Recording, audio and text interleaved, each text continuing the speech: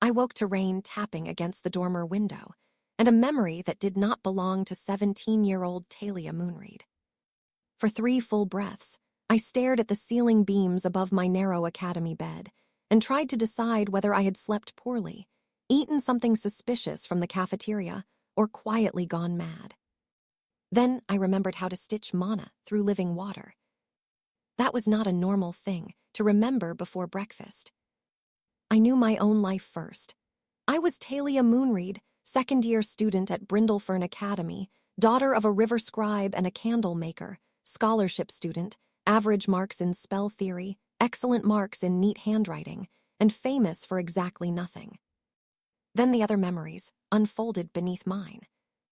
A city of white bridges under 3 moons, healing halls built around warm pools, glass pipes carrying water through walls like silver veins, hands, my hands and not my hands, guiding threads of water thinner than eyelashes through wounded mana channels.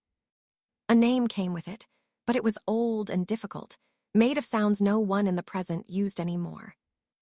I decided not to say it aloud. When a girl wakes up with memories from the far past, the wise thing is not to rush into the hallway yelling, "Excuse me, everyone, I may be an ancient healer engineer." The wise thing is to sit up slowly, check whether your socks match, and drink water. So I did. The water in my cup trembled when I touched it, not from fear, from recognition. In our world, magic came from mana. Every student at Brindlefern learned that before they learned how to properly fold a cloak. Mana flowed through air, stone, flame, beasts, plants, people, tea kettles, laundry charms, classroom locks, cafeteria warming trays, and the tiny lamps that floated over library desks in the evening. Most students wanted impressive fields. Storm calling, flame crest, ice shaping, sunblade formations, gravity weaving for those who liked headaches and dramatic entrances. Today was field assignment day, which meant the academy would officially decide what branch of magic each student was best suited for. I had spent the last 2 years hopping for River Surge. River Surge was respectable. River Surge students learned water shields, wave pressure, mist screens, and battlefield flow. They got blue-trimmed robes and training yards with fountains wide enough to sail a small boat across. I had not prayed for storm calling. I was realistic, not delusional. I simply wanted a field people could say, without looking sorry for me. By the time I dressed and walked downstairs, the dorm common room smelled of buttered toast, wet wool, and nervous students pretending not to be nervous. Rain blurred the windows. Someone's laundry charm had failed, and 3 socks drifted near the ceiling like defeated flags. My roommate, Sella, glanced at me over her porridge. "You look calm." "I have accepted fate," I said. That sounds like something people say before fainting. Possibly. The assignment bell rang across campus, low and golden. Students poured out of dorms and crossed the wet garden paths toward the Hall of Measures. Brindlefern Academy was never more beautiful than on rainy mornings. The stone roofs shone dark blue. The herb beds steamed softly. Little brass gutter sprites clinked along the eaves, pushing leaves away with tiny brooms. It was the kind of place that made you believe even a scholarship girl from Reed Bend could become important. Then I reached the hall and remembered, with the calm certainty of the ancient woman inside my mind, that importance was usually assigned by people who liked large explosions. That was a problem, because the memories in me were not about explosions. They were about precision. They were about patience. They were about water, so thin it could pass between 2 drops of blood without disturbing either one. In the Hall of Measures, the assignment crystal floated above a round basin. One by one, students placed their hands into the water beneath it. Their mana rose in colors and shapes. A boy from West Tower filled the basin with sparks and was assigned thunder conduct. A noble girl made frost climb the crystal like lace and received ice architecture. Someone else created a perfect little flame horse, which galloped around the basin until a teacher coughed and dismissed it with a spoon. Then it was my turn. I placed my hands in the water. The surface went still. Too still. The crystals shimmered, hesitated, and released one thin silver strand of water. It rose from the basin, barely thicker than thread, and curved around my finger like a polite worm. A few students blinked. Someone behind me whispered, "Oh." That was never a good whisper. Professor Haven, the field registrar, adjusted his spectacles and read the crystal's result. Talia Moonreed, assigned field, water thread control.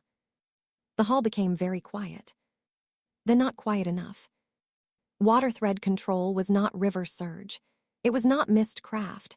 It was not even plumbing enchantment, which at least had steady employment. Water thread control was the branch used to guide small streams into ink pens, clean delicate glasswork, measure humidity in herb rooms, and repair leaking teapots if one had truly given up on ambition. It could not make waves. It could not freeze enemies. It could not impress visiting nobles unless they were very passionate about laundry. I looked at the little silver strand curling around my finger. The ancient memories inside me stirred like an old book opening. A single thread, properly guided, could redirect an entire internal river. I smiled before I could stop myself. That was my first mistake. People can forgive disappointment. They get confused by quiet delight. Professor Haven frowned. "Miss Moonreed, are you feeling well?" "Yes, Professor," I said, "very well." Behind me, someone snickered. The water thread tightened gently around my finger like it had decided I was its problem now. I did not know it yet, but that ridiculous little strand would change my whole year. Water thread control met in a room beneath the east stairwell. Not beside the east stairwell, beneath it. The door was short enough that tall students had to duck, which explained why there were so few tall students in the field. Or any students, really. A brass plaque on the door read water thread control in letters, so faded they looked embarrassed. Inside, the classroom smelled of rainwater, old chalk, and mint tea. 6 narrow desks faced a blackboard. A shelf held bowls, spools of copper wire, cracked glass tubes, chipped teacups, and 3 mops. On the wall hung a faded diagram of a droplet with arrows pointing in 12 directions. At the front stood Master Nellen, my new field instructor. He was a thin man with silver hair tied back by a blue ribbon, sleeves rolled to his elbows, and the resigned expression of someone who had heard every joke about damp string. There were 4 students in the room, including me. One was asleep. One was polishing a spoon. One looked like he had chosen the room by accident and was trying to merge with the wall. Master Nellen poured tea into 5 cups without touching the kettle. 5 threads of water carried the tea through the air in clean little arcs. It was the most delicate spellcasting I had ever seen. It also looked like a party trick. "Welcome," he said. "You have been assigned to water thread control, either by aptitude, accident, or the crystal's unkind sense of humor." No one laughed, so he continued. "This field is old, practical, and rarely admired. We handle fine water movement. We clean lenses, stabilize ink flow, assist alchemists, maintain humidity in archives, repair microleaks in formation pipes, and occasionally rescue careless students who get potion syrup in their hair." The boy trying to merge with the wall raised a hand. "Can it be used in combat?" Master Nellen smiled gently. "If your opponent is a dusty window, yes." The sleeping student woke up just enough to look disappointed, then went back to sleep. I looked at the tea threads. They moved smoothly, but each one had a tiny wobble near the end. Not a mistake most people would notice. I would not have noticed yesterday. The ancient healer engineer in my memory noticed immediately. Master Nellen was controlling water externally. He was pulling the thread from outside, using mana pressure like a hook. But the old method was different. You did not pull the water. You invited the water to remember its path. That was a strange thought, and not one I wanted to say aloud in front of a man who graded my future. Master Nellen placed a chipped teacup in front of each of us. "Today's exercise is simple. Draw 1 drop from the cup and extend it into a thread. Hold it for 10 breaths. Do not splash your neighbor. Do not drink the practice material. Just that rule is for you. The spoon-polishing student sighed. 1 time. 3 times, Master Nellen said. I touched the side of my cup. The water trembled. I tried to pull a drop upward like the others. It rose, wobbled, and fell back with a soft plip. The sleepy student produced a lumpy strand that sagged like wet noodles. The wall-merging boy managed half a thread before it snapped and flicked water onto his nose. Joss accidentally drank his. Master Nellen walked between desks, correcting posture and mana pressure. Gentle, smaller, do not force the thread. Water remembers shape poorly, it prefers pools. That was not quite true. Water remembered every container it had ever filled. It remembered pressure, temperature, salt, stone, root, blood, breath. It did not keep shape because shape was not its loyalty. Flow was. I tried again. Instead of pulling upward, I let my mana sink into the drop, not around it, into it. The ancient memory guided me lightly, not as a command, but as an old habit waking in my fingers. I pictured the drop as a tiny pond, with one path leaving it. The water rose. A silver thread stretched from the cup, thinner than hair. It trembled, but did not break. 1 breath. 2. 3. By the 7th breath, my hand shook. By the 9th, sweat ran down my temple. At 10, the thread collapsed back into the cup and splashed my sleeve. No one applauded. No one gasped. It was a tiny thread in a gloomy room beneath a staircase. But Master Nellen had stopped walking. His eyes rested on my cup. Again, he said softly. So I did. This time, the thread lasted 12 breaths. The sleepy student muttered, "Show off." I glanced down at my damp sleeve. If this is showing off, I fear for our field's reputation. Master Nellen's mouth twitched. At the end of class, he handed me an old notebook from the shelf. Its cover was soft from years of use and smelled faintly of river reeds. Waterthread students keep observation logs, he said. Most fill 3 pages, realize no one checks them carefully, and spend the rest of term drawing fish. I like notes, I said. That may save you. From what? Boredom first, then perhaps embarrassment. After that, who knows? Outside the classroom, 2 storm-calling students passed by. One glanced at my blue-gray field ribbon and whispered to the other. Waterthread, poor thing. The other said, at least her hair will never be dry. They laughed and went upstairs. I looked at the notebook in my hands. The ancient memory inside me did not feel insulted. It felt amused. People had always laughed at the tools, too small to frighten them. Then, sooner or later, they needed surgery. I met Mara Vey during lunch because she nearly struck the soup cauldron with lightning. The cafeteria at Brindlefern was a warm, noisy hall with long wooden tables, floating ladles, and bread baskets that refilled themselves if asked politely. Outside, rain continued to silver the windows. Inside, students compared assignments with either pride or the expression of someone planning to transfer schools. I sat alone at first, which was normal enough. Scholarship students learned how to occupy the edge of a table without looking abandoned. I had just opened my new observation notebook beside a bowl of mushroom barley soup when someone shouted, "Duck!" I ducked. A fork flew over my head, wrapped in blue sparks, and embedded itself in a loaf of rye bread. The bread smoked. A tall girl with storm-dark curls and bronze skin skidded to a stop beside my table, hands glowing. "I am so sorry," she said. "The fork had opinions." The fork twitched. I stared at it, strong opinions.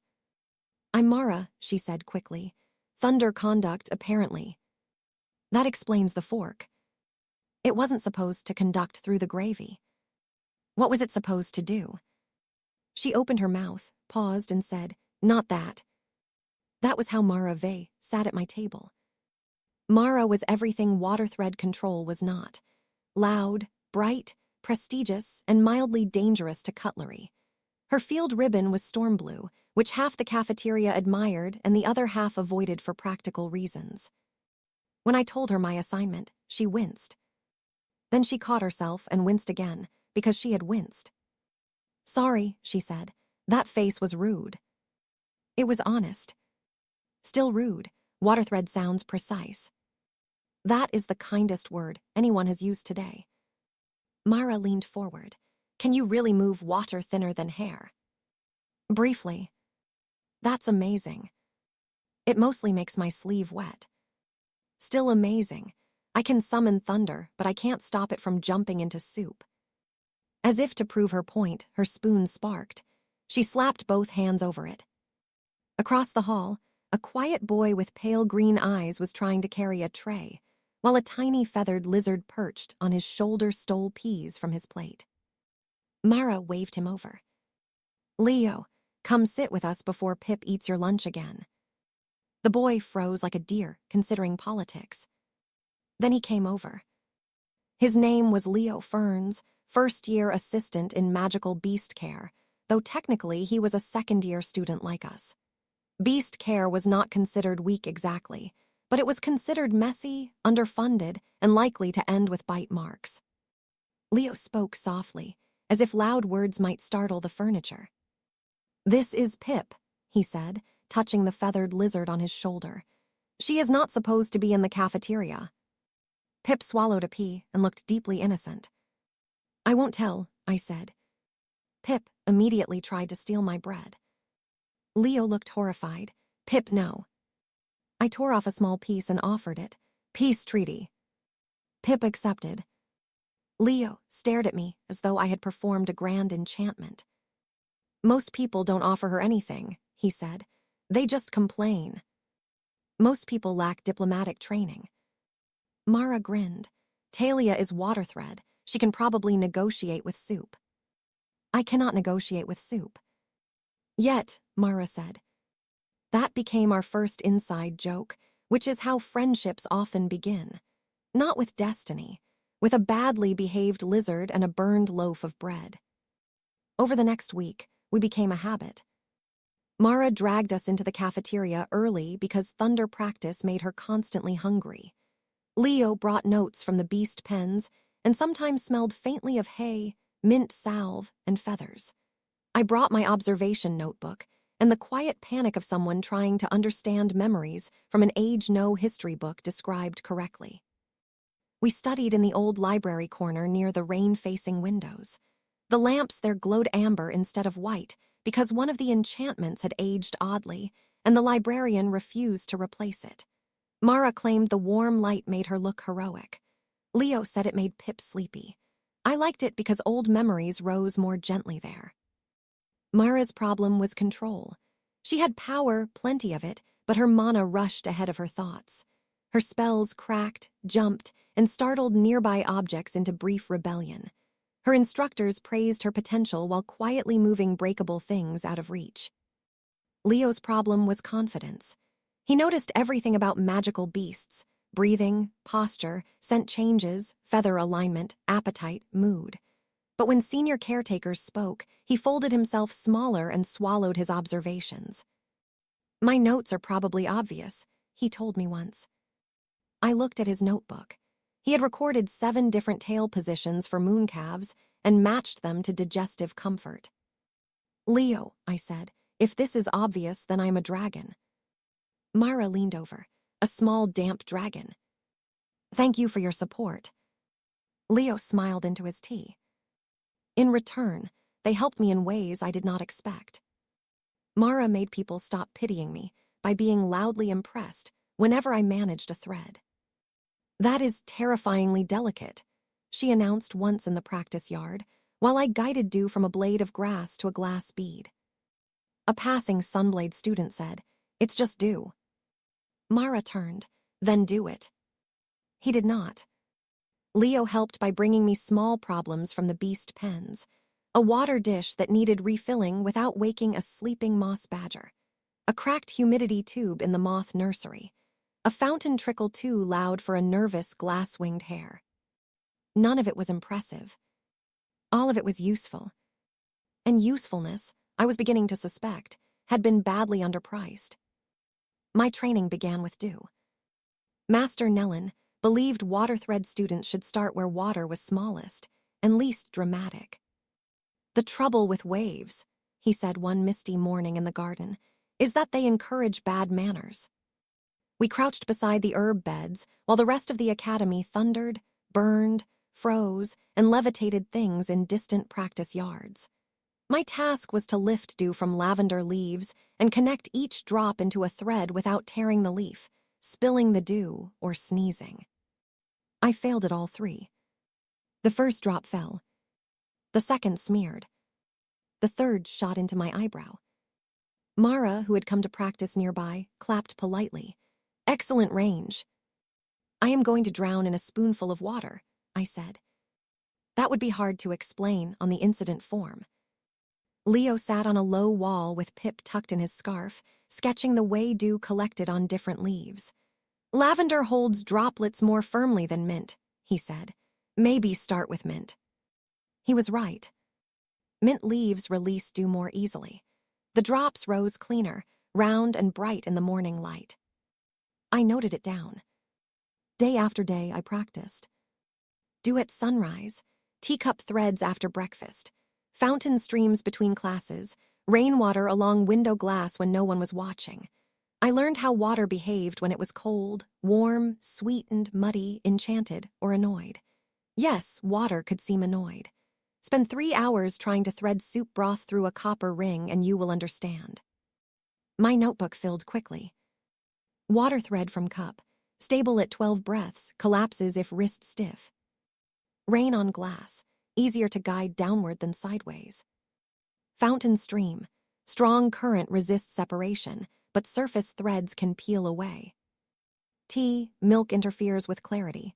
Honey makes mana sluggish. Mara says this is tragic. The ancient memories helped, but they did not make me skilled. That was important. Remembering how an expert once performed a technique was not the same as having expert hands. My mana channels were young, my focus uneven, and my patience occasionally fictional. The old healer engineer in my memory had guided water through living systems with steady grace. I could barely thread chamomile tea without making bubbles. Still, each failure taught me. The old method had 3 steps. First, listen for flow. Second, match mana to flow. Third, guide without gripping. Modern water thread control used mana pressure from outside the water. It treated water as material. The ancient method treated water as a messenger. It sounded poetic, which annoyed me because it was also practical. When I stopped forcing the thread, it lasted longer. When I matched the rhythm of the droplet, it moved more smoothly. When I held my breath, the thread shook. When I breathed slowly, it steadied. That gave me an idea for Mara. We met in an unused classroom after dinner, when the halls smelled of floor polish and baked apples from the cafeteria. Rain had stopped, and lantern sprites drifted along the ceiling, yawning tiny sparks. Myra stood in the center of the room with both hands raised. A little storm cloud buzzed above her palms. I hate this cloud, she said. The cloud zapped her hair. I can tell. My instructor says I need discipline. He may be right. I was hopping for betrayal, but continue. I placed a bowl of water on the desk. Your mana jumps because you throw it outward before you feel where it wants to go. That sounds like Master Nellen. I apologize. Accepted reluctantly. I drew a thread from the bowl. It trembled in the air between us. Touch your mana to this, I said. Gently, do not thunder at it. I never thunder at things intentionally. The thread flickered as Myra's storm mana approached. Sparks crawled along the water. Breathe slower, I said. Match the thread. I am trying. Try less aggressively. That is a rude but accurate instruction. After 8 attempts and 1 unfortunate crack in the chalkboard, Mara managed to let a spark travel along the water thread without breaking it. The little storm cloud above her hands shrank into a soft blue glow. Her eyes widened. "Oh," she whispered, "it doesn't have to burst." "No," I said, "it can flow." Mara looked at the glow like it had forgiven her. For Leo, the help was different. He invited us to the beast pens one afternoon because a group of amber mice refused to enter their new enclosure. Senior students had tried charm bells, sweet grain, and mild sleep mist. The mice had responded by organizing under a shelf.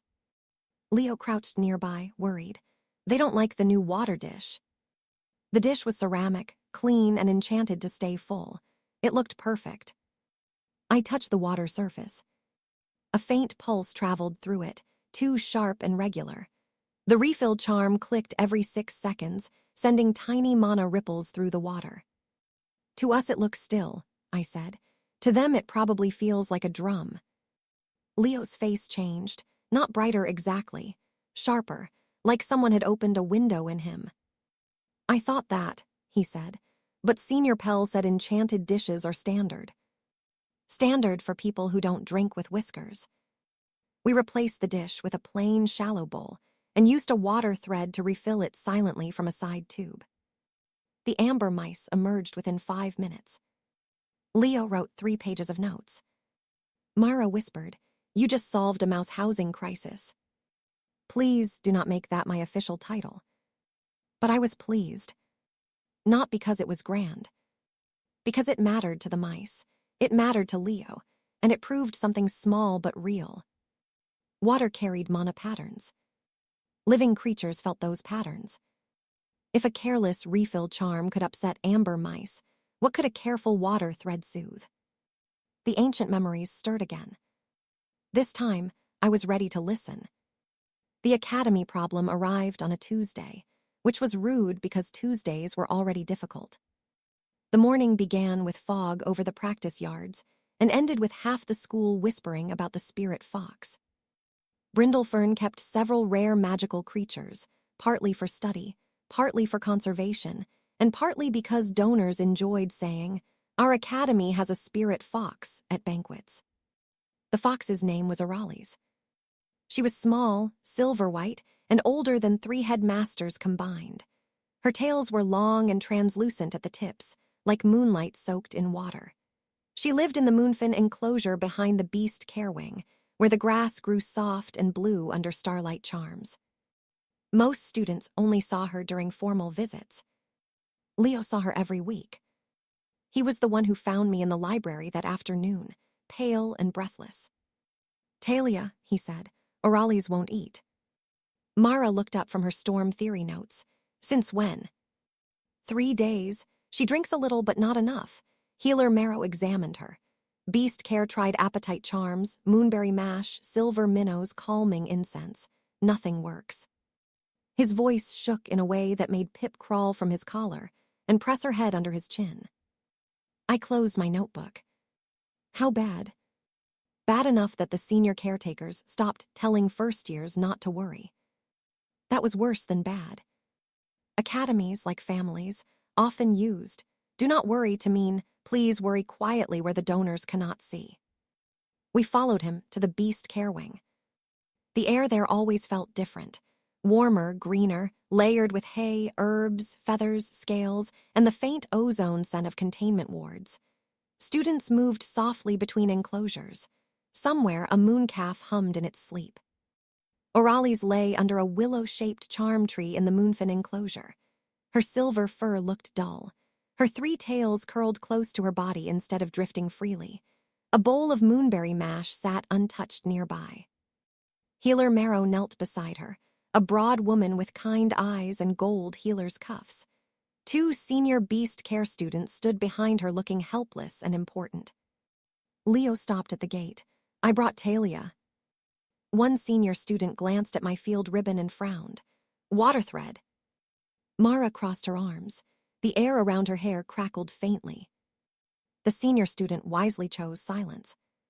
Healer Marrow turned. "Moonreed, isn't it? Master Nellen mentioned you. Good observation logs." I was surprised enough to forget being nervous. He did. "He complains about many things, but not about your logs." She stood, tired. "Can you look at the drinking bowl? Leo says you noticed mana ripples with amber mice. That was a small task, safe, sensible.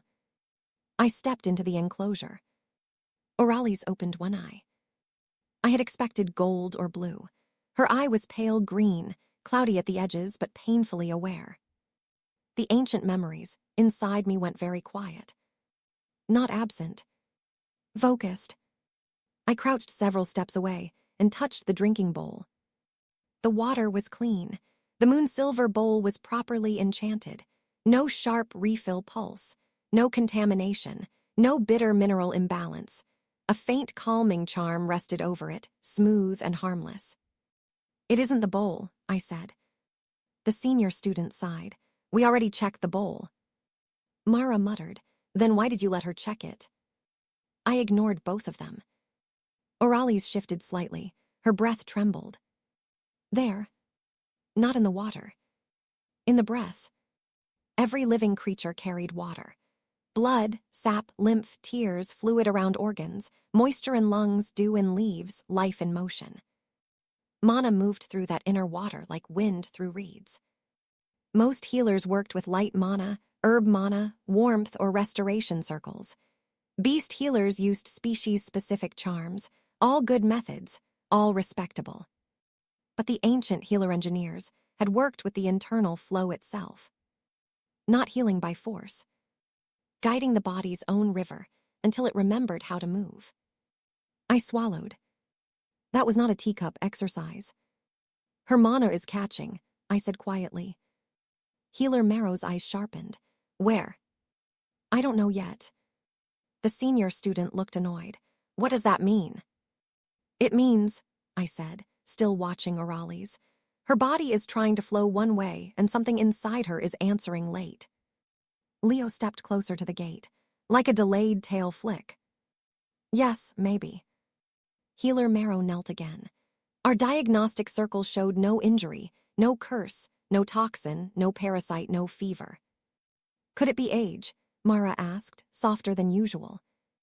No, Leo said quickly, then he flushed. I mean, she's old, but this changed too fast. Auralis turned her cloudy green eye toward him. Her tails moved one finger width. Leo noticed. Of course he did.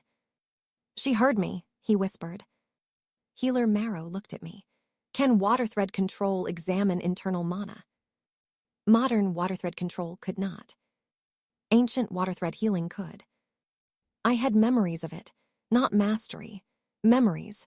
That difference mattered a great deal when the patient was a rare Academy spirit fox and not a cup of tea. I can try to sense the outer flow, I said carefully. Not intervene, just listen. The senior student looked scandalized. A second-year water thread student should not touch a spirit fox's internal mana. I agree, I said. That surprised him. I continued, which is why I am not going to touch it. I am going to place a water thread in the bowl, let Auralis choose whether to drink, and observe how her mana responds to the water as it enters. If she refuses, we stop. Healer Marrow considered me. Mara held her breath. Leo looked hopeful in a way that made me want to be better than I was. Finally, Healer Marrow nodded. One attempt, carefully. Carefully was such a small word for how much fear it had to carry. I drew a thread from the drinking bowl. It rose silver and thin in the moonlit enclosure. Auralis watched it. I lowered the thread until it touched the edge of the bowl, then let one drop hang at the end like dew. Not a force.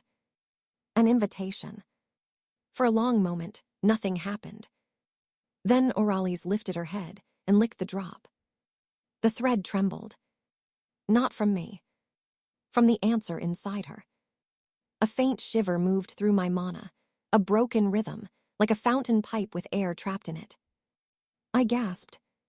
Leo gripped the gate. Healer Marrow said, "What did you feel?" I let the thread fall back into the bowl before my shaking broke it. Her inner flow stutters near the chest, I said. Not blocked, tangled.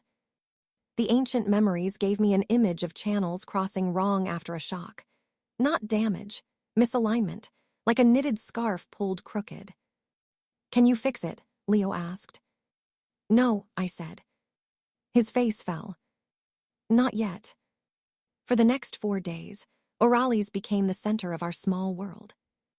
Not the whole academy's world, of course. Most students had exams, rivalries, romance dramas, and the ongoing cafeteria debate over whether pumpkin buns counted as breakfast or dessert.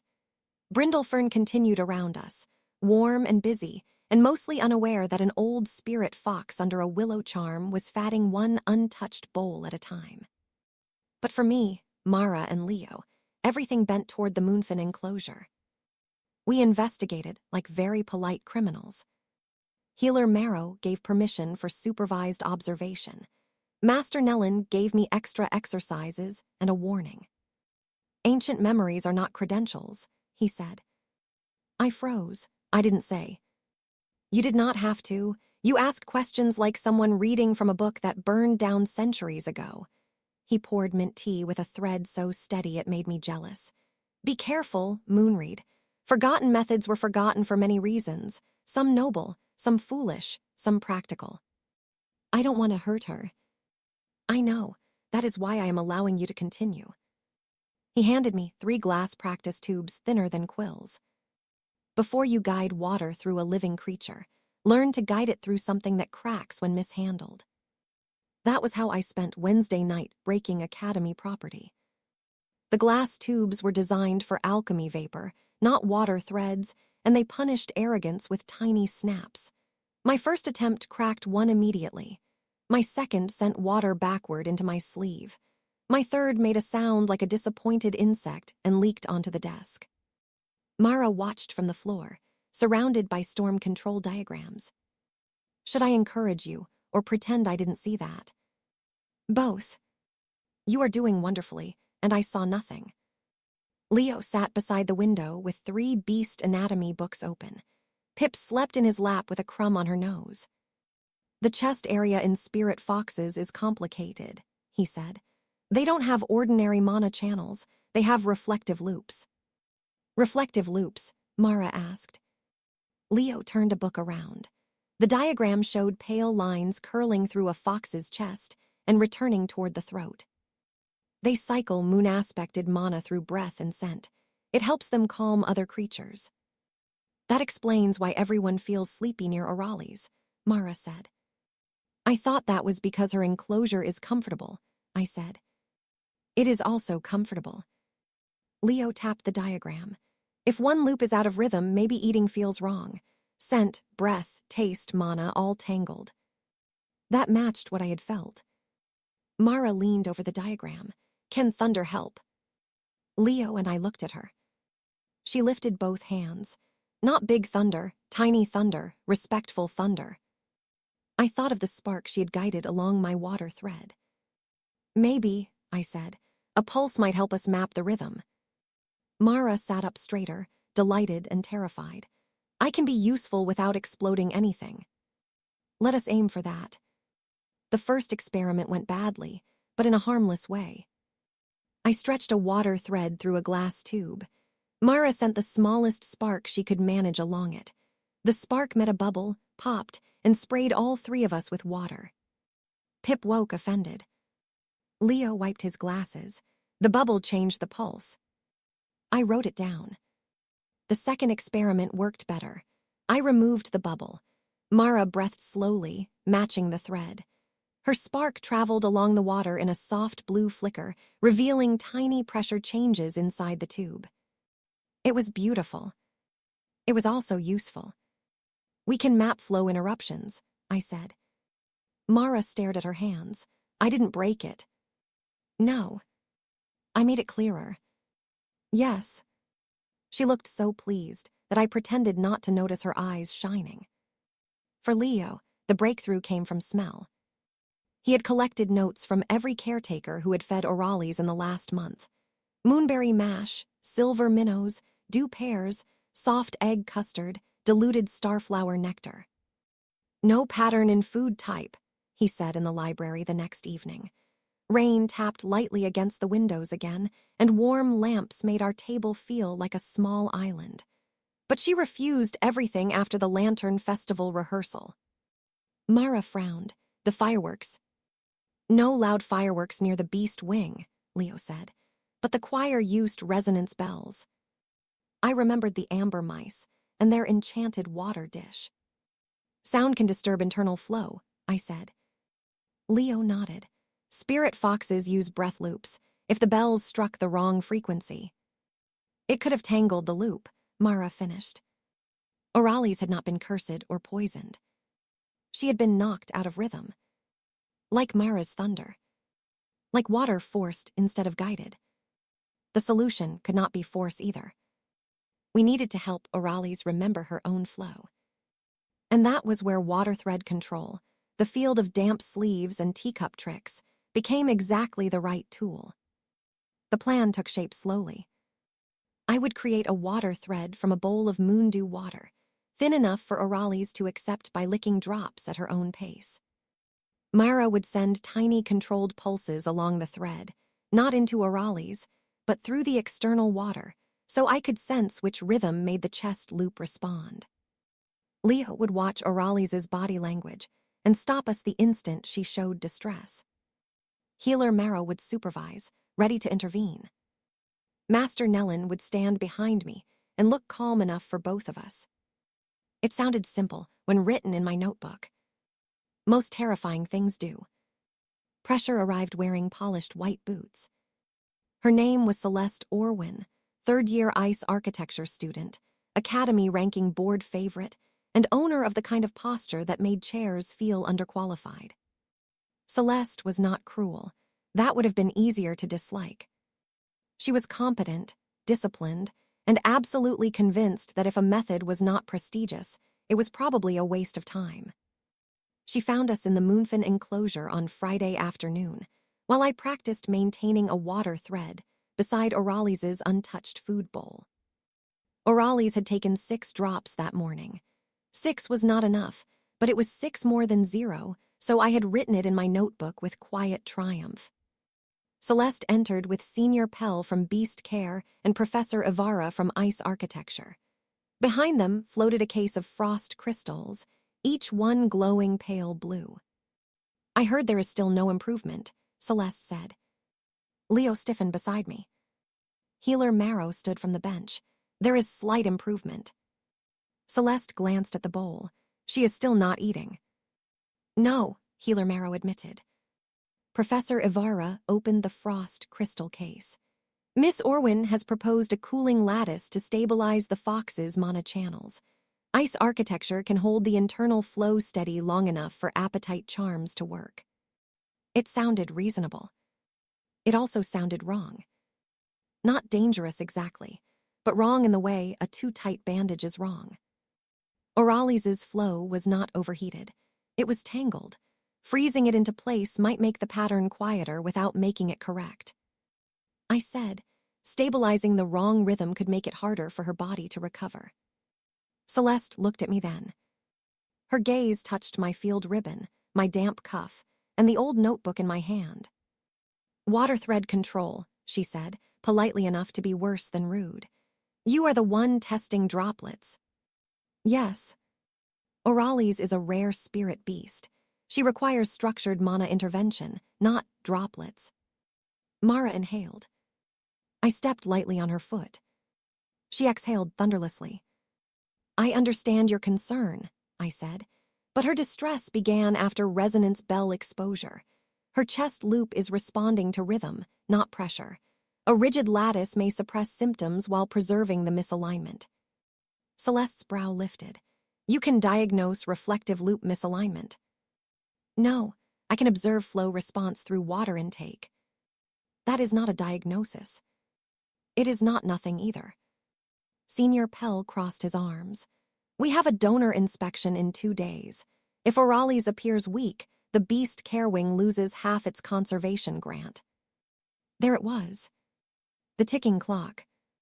2 days until donors arrived expecting to see the Academy's elegant spirit fox drifting through moonlit grass. 2 days before administrators panicked, prestigious fields stepped in, and a quiet old creature became a public relations problem. Leo spoke, voice small but steady. The cooling lattice might frighten her. Senior Pell frowned. Leo, you are an assistant. Yes, Leo said, fingers tight around his notebook. Which is why I know she hides her nose under her second tail when she dislikes a mana texture. She did that when Professor Ibarra opened the frost case. Everyone looked. Auralis had indeed tucked her nose beneath her second tail. Celeste's confident expression flickered. Professor Ibarra closed the case halfway. Healer Marrow turned to me. How long until your method is ready? My stomach dropped. I wanted to say a week, a month, 10 years and a full ancient healing hall. But Auralis did not have those. Tomorrow evening, I said. Master Nellin, who had entered so quietly I nearly jumped, made a small coughing sound behind me. I pretended not to hear it. Celeste looked at him. You approve this? Master Nellin studied Auralis, then me, then the frost crystals. I approve trying the gentlest method before the rigid one, he said. If it fails, ice architecture may proceed under Healer Marrow's direction. Celeste nodded. Fair. That was another reason she was difficult to dislike. She accepted rules when they were clear. Before leaving, she looked at me again. I hope you're right, Moonreed. So do I said. That evening, I practiced until my fingers cramped. Due to thread. Thread to pulse. Pulse to rhythm. Cup to tube. Tube to bowl. Bowl to fountain stream. Mara stayed with me in the lantern-lit practice room, sending tiny sparks until sweat curled at her temples. Every pulse became cleaner, every spark less wild. Leo read Auralis's breathing notes, aloud, until I knew them like a song. Resting breath, 8 counts. Distressed breath, 5 counts. Tail tension before refusal. Ear flick before swallowing. Eye narrowing when moonberry scent is too strong. Relaxed whisker angle when listening to low humming. At midnight, Master Nellin brought tea and honey cakes.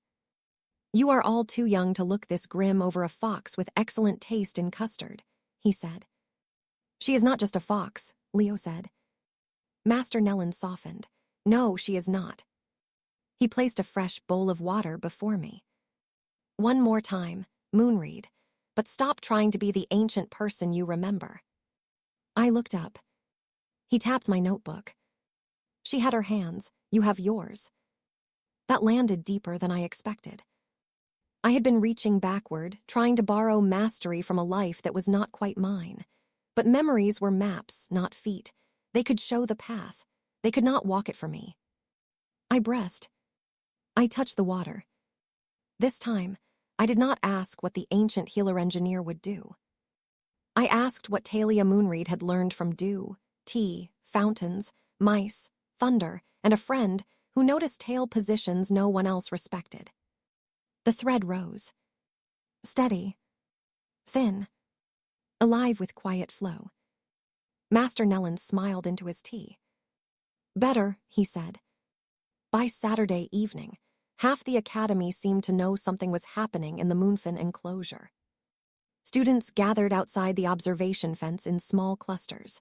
Not a crowd exactly, but enough people to make my palms damp before I even touched water.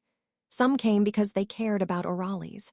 Some came because Celeste Orwin was there with frost crystals. Some came because academy students can sense potential embarrassment from 3 buildings away. Rain clouds had cleared, leaving the sky washed pale gold. Lanterns floated along the beast care paths. The Moonfen grass glowed faint blue beneath Auralis's willow charm. Auralis lay curled in the center of the enclosure. She looked smaller than before. Leo stood at my left with his notebook clutched to his chest. Mara stood at my right, hands loose, storm mana carefully banked. Healer Marrow knelt near Auralis. Master Nellin waited behind me. Celeste stood by the gate with Professor Ibarra, frost case closed but ready. No one joked. I almost missed the jokes. Healer Marrow spoke quietly. We begin only if Auralis accepts the first drop. I nodded. The water bowl had been prepared with moon dew gathered before sunrise, warmed to Auralis's preferred temperature, and set in plain ceramic instead of enchanted silver. Leo had lined the rim with a trace of starflower scent, diluted so gently even I could barely smell it. I placed my fingers against the bowl. The water recognized my mana now, or perhaps I recognized it. I listened for flow. The bowl was still. The dew within it held night coolness and morning light. My mana entered, not as command, but as a question. A thread rose. Silver, thin, nearly invisible except where lantern light touched it. The watching students murmured. Mara lifted one hand. A tiny blue spark formed at her fingertip, no bigger than a firefly. "Ready," she whispered. "Not yet." I lowered the thread toward Auralis and let a single drop gather at the end. Leo watched her ears. "One tail loosening," he said softly. "Breath at 6 counts, no nose tuck." Auralis opened her eyes. For one terrifying moment, she did nothing. Then she leaned forward and licked the drop. The thread answered with a shiver. I felt her internal flow the way I had before, but clearer now. Water entered her mouth, touched tongue, throat, chest, and there the rhythm faltered. A reflective loop curled too tight, catching mana and returning it late. Like a song, where one note kept arriving after the next verse had begun. "Mara," I whispered. "Soft pulse, 8 count." Her spark entered the water thread. It traveled down the thread, not into Auralis, but to the drop forming at the tip. Auralis licked again. The pulse passed with the water. I felt the chest loop respond. Too fast. Auralis' ear flicked sharply. "Stop," Leo said. Mara cut the spark instantly. I let the thread slacken, but not fall. Auralis breathed. 5 counts. 6. 6. Leo swallowed. "She's steady." I adjusted.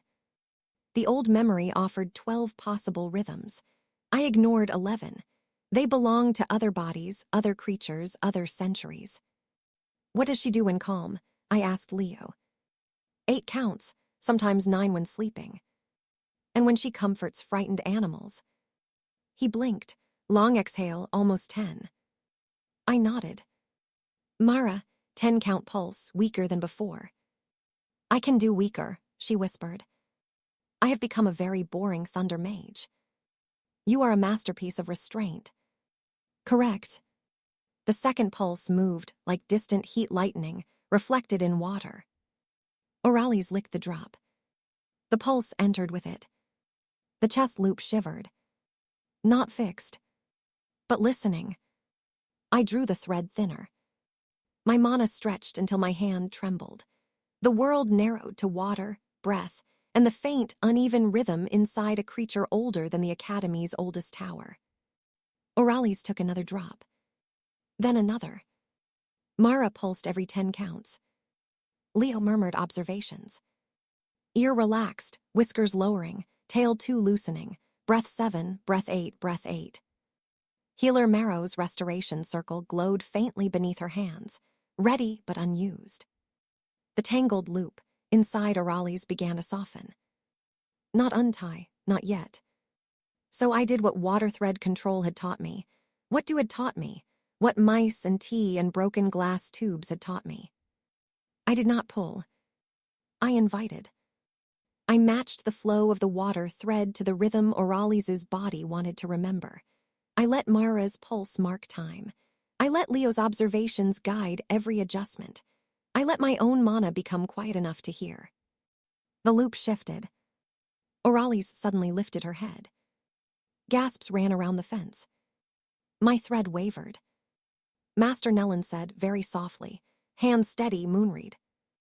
Auralis looked straight at me. Her green eyes were still cloudy, but clearer than before. Then she drank from the bowl. Not much. 3 small laps. But no one moved. No one breathed properly. Auralis swallowed. The tangled loop inside her chest loosened with a sensation like a knot slipping free underwater. Her 3 tails lifted from the grass. 1. Then the second. Then the third, the translucent tips glowing faintly with moonwhite light. Leo made a sound that might have been a laugh, and might have been a sob. Mara's spark went out because she covered her mouth with both hands. I let the thread dissolve. For a moment, all I could feel was exhaustion. My mana channels ached. My fingers were numb. My back hurt from crouching. One sleeve was wet again because apparently destiny had a sense of humor. Auralis stepped toward the untouched moonberry mash. She sniffed it. Everyone watched. She took one bite. Then another. The sound that rose from the gathered students was not a cheer, exactly. It was softer, warmer. The sound people make when they had been afraid to hope and hope arrived anyway. Healer Marrow sat back on her heels and wiped her eyes with no apology. Leo pressed his notebook to his face. Mara whispered, "Tiny Thunder helped." Tiny Thunder helped, I confirmed. Celeste Orwin stood very still by the gate. Then she bowed. Not deeply, not dramatically, just enough. "To waterthread control," she said. And for the first time since assignment day, no one laughed. Auralis did not recover all at once. Real healing rarely respects dramatic timing. She ate half her mash that night, which Beast Care recorded as a triumph. The next morning, she drank a full bowl of moondew water without coaxing. By afternoon, she had enough energy to ignore Senior Pell with her old dignity, which Leo said was the clearest sign of improvement. The donor inspection happened on Monday. Auralis did not dance, glow, or perform a miraculous display of ancient gratitude. She simply walked through the moonfen grass, tails floating softly, and accepted one moonberry from Leo's palm. The donors sighed as if they had personally invented conservation. The Beast Care grant was renewed. Senior Pell took credit for a multidisciplinary intervention, which made Mara's left eyebrow twitch so violently I feared it would conduct lightning. But Healer Marrow corrected the record in her official report. Waterthread control was listed first. Thunder conduct was listed second for controlled pulse support.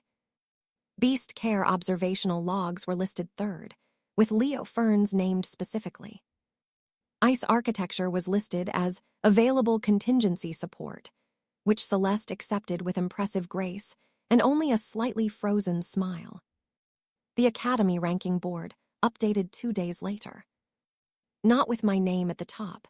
This was not that kind of miracle. But under applied field contributions, a new line appeared. Waterthread assisted spirit beast recovery. Students stopped whispering, "Poor thing," when I passed. Some stared instead, which was not necessarily better, but it was different.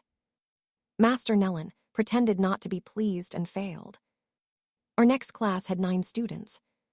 Then 12. The room beneath the stairwell became crowded enough that Joss had to stop sleeping across 2 desks. Master Nellen opened class by writing 3 words on the board. "Precision is power." Then he looked at me. "Miss Moonreed, since you have made my peaceful, obscure field inconveniently interesting, perhaps you would demonstrate the basic do-thread exercise." I stood, very aware of 12 students watching. A month earlier, that would have terrified me, or pleased me too much. Both are dangerous. Now I simply placed a mint leaf on a plate and lifted 1 drop of dew into a thread. It rose cleanly, thin as hair, steady as breath. No one laughed. After class, Celeste waited outside the door. She wore her usual white boots, immaculate despite the muddy courtyard, which I considered a suspicious form of magic. "I owe you an apology," she said. I closed my notebook. "You were trying to help Auralis." I was also dismissive. "Yes." Her mouth twitched. "You are not required to agree that quickly." "I'm practicing honesty." "I can see that." She glanced toward the classroom. "Ice architecture values stability. I assumed looseness meant weakness. Your method proved that flexible guidance can succeed where rigid structure fails." That sounded painful to admit. It was educational. I smiled. Celeste held out a small packet wrapped in waxed paper. "Frostmint sweets," she said. "For your mana strain, they help with channel fatigue."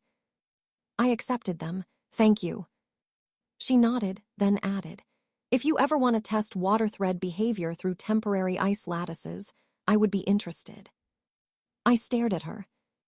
Was this friendship, rivalry, academic courtship? With Celeste, the categories probably came with footnotes.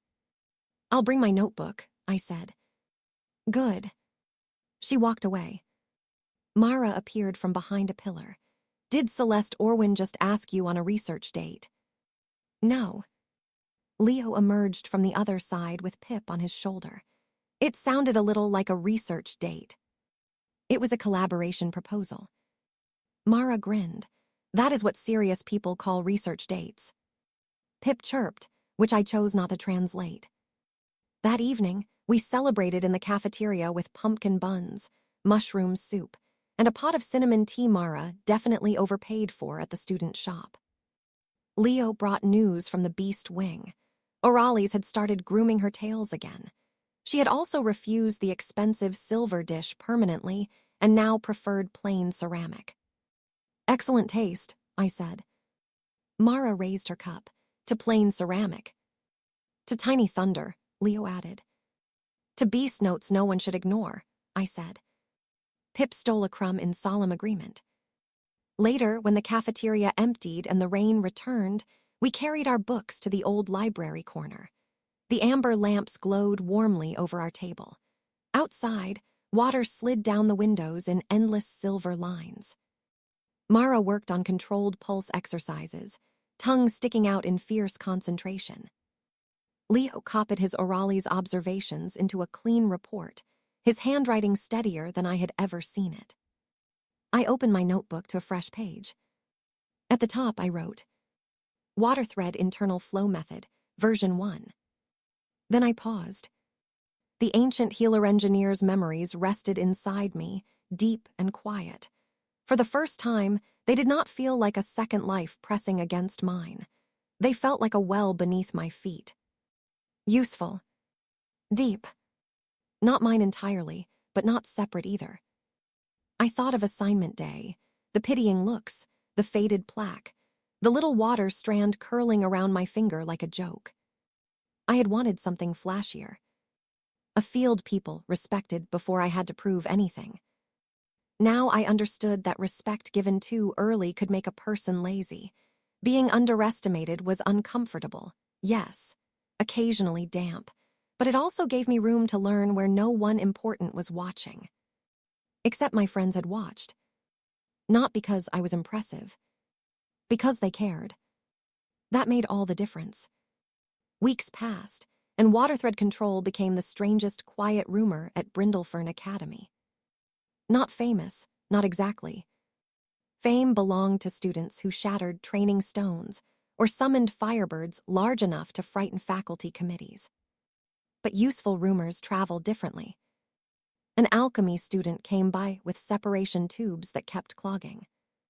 I showed her how to thread condensation along the inside of the glass instead of forcing heat through the whole apparatus. Her potion stopped smelling like boiled socks. A library assistant asked if water thread could regulate humidity around old scrolls. Master Nellen pretended to consider it for academic reasons, then sent me to the archive with 3 bowls, 2 copper rings, and a warning not to let Joss near historical documents. Mara learned to run tiny thunder pulses along rain threads, which helped her control charge release.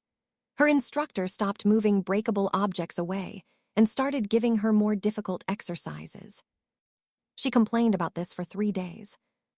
"I miss being feared by furniture," she said. "No, you don't." "I miss it a little." Leo's report on Auralis became required reading for first-year beast care assistants. He tried to hide this fact from us. Unfortunately for him, Pip could not keep secrets and delivered a copy to our cafeteria table with a proud chirp. Myra stood on the bench and announced, "Scholar Leo Ferns, expert of whiskers and emotional water bowls." Leo turned red enough to concern nearby healers. But he did not deny it. That was progress too. As for me, my power grew in small, unglamorous ways. I could hold a dew thread for 100 breaths. I could split a teacup thread into 5 strands, and guide them through copper rings without tangling. I could sense mana texture in water more clearly. Sharp, dull, sluggish, overcharged, calm, stale, frightened. Yes, frightened water sounded absurd. No, I did not have a better word for water that had passed through a panicking mooncalf. Master Nellen began teaching me old maintenance forms usually reserved for final year students. Formation pipe cleaning, archive mist balancing, delicate seal hydration, work that made other students yawn and made me secretly delighted. Because under each boring task, I saw the same truth. Small flows shaped large systems. A clogged humidity charm could rot a shelf of rare books. A sharp refill pulse could disturb a nest of amber mice. A tangled breath loop could stop a spirit fox from eating. A tiny thread, placed well, could change everything. One evening, Healer Marrow invited me back to the Moonfen enclosure for a follow-up observation. Auralis was lying beneath her charm willow, looking much improved and deeply unimpressed by the world. Leo opened the gate for me. She's been waiting. How can you tell? She refused to start dinner until I brought the plain bowl. Auralis looked at me, then at the bowl, then at me again. I understood. Oh, I said, I have become part of the table's service. Leo smiled, a great honor. I drew a water thread from the bowl and offered one drop. Auralis licked it, not because she needed help, but because she liked the rhythm. Her chest loop flowed smoothly now. Moon soft, slow, and clear. I felt the answer through the thread and smiled. Healer Marrow watched from the path. Have you considered healer training? The question startled me. I'm water thread control. Yes, she said, and apparently that means more than we remembered. Wei. Not you. Not your strange ancient memories. Wei. For some reason, that single word warmed me more than praise. I'd like to learn, I said, properly. Good, ancient instinct is useful. Proper supervision keeps everyone alive and less sued. I appreciate both goals. She laughed. Later, I found Master Nellen replacing the faded plaque on the classroom door. The new brass plate looked exactly like the old one, except the letters were readable. Water thread control. No grand motto, no dramatic crest, just the name. That was enough. Headmaster approved a larger room, he said. Really? Yes, I declined. I blinked. Why? He glanced at the low doorway beneath the stairwell. Tradition. Master Nellen. Fine, the larger room has poor drainage. That sounded more likely. He handed me the old plaque. For your notes shelf, he said. I took it carefully. The metal was worn smooth around the edges. How long has this field been here? Long enough for people to forget why it mattered. And now? He looked toward the classroom, where new students argued over who had spilled whose practice cup. Now they may remember badly at first. That is still better than not remembering. I thought about the ancient healing halls in my memory, the white bridges, the warm pools, the glass pipes carrying water like veins. Those people were gone. Their city was gone. Their methods had become fragments hiding beneath staircase classrooms and teacup exercises. But not everything lost stayed lost forever. Sometimes it returned as a scholarship girl with damp sleeves, 2 stubborn friends, and a notebook full of observations. On the last rainy evening of term, the 3 of us sat in the library corner where everything had begun to feel possible. Mara had brought thunderberry pastries from the second-hand supply shop, which was not where one usually bought pastries, but the owner's aunt baked them on weekends and sold them beside used spell compasses. The pastries tingled when bitten. Leo gave half of his to Pip, who vibrated happily for 10 minutes. My notebook lay open under the amber lamp. It was nearly full now. The first pages were messy with failed dew threads and tea stains. The later pages held careful diagrams of flow response, pulse mapping, beast hydration preferences, and a very important warning that honeyed tea should not be used for fine thread practice unless one wanted sticky mana. Outside, rain slid down the glass. Inside, warm light pooled over our books. Mara leaned back in her chair. So, Moonreed, what is next for the terrifying art of wet string? Do not call it that in front of Master Nellen. I call it that because I respect it. No, you don't. I respect it with personality. Leo smiled. Auralis's follow-up report recommends water thread observation for all sensitive magical beasts. Mara pointed at me with half a pastry. That means you're officially useful. I was useful before. Yes, but now there is paperwork. A fair point. I turned the old brass plaque over in my hands. Its faded letters caught the lamplight. There had been a time, not long ago, when I would have traded water thread control for any field with a better robe trim. I had wanted power that announced itself from across a courtyard, power with applause built in. Now I had a different kind.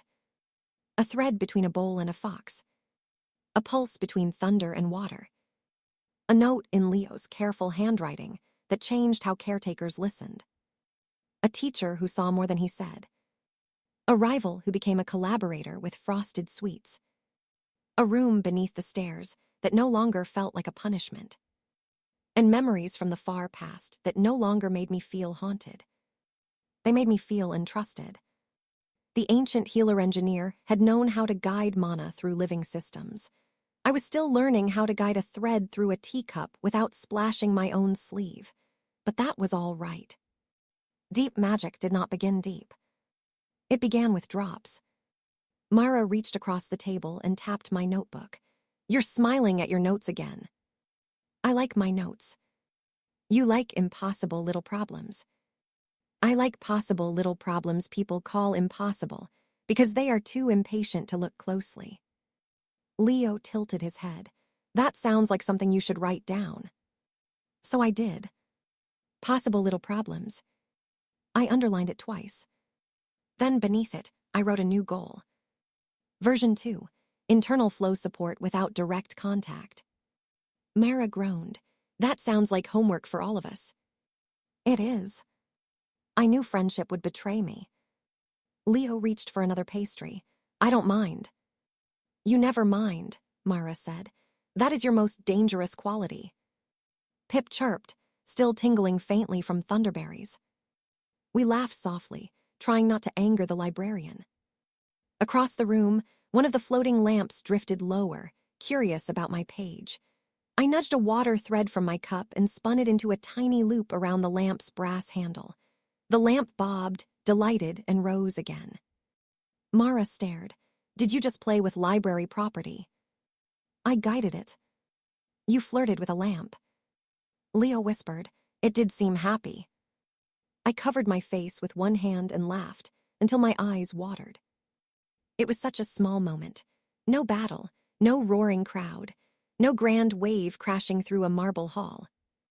Just rain, tea, pastries, friends, and a little water thread shining in warm library light.